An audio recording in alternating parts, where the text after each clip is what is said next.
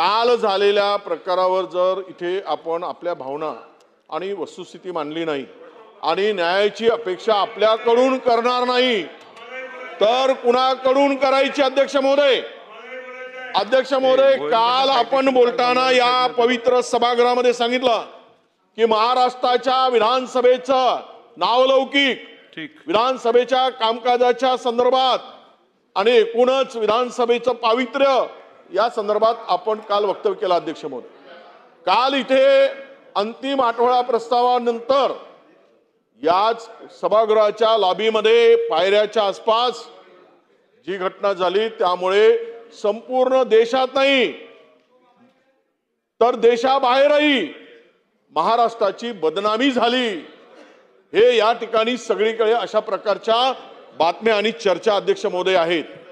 अध्यक्ष महोदय, हे जे वडेट्टीवार साहेब एक मिनिट. हे बघा, या विषयात काल बऱ्याचशा सदस्यांनी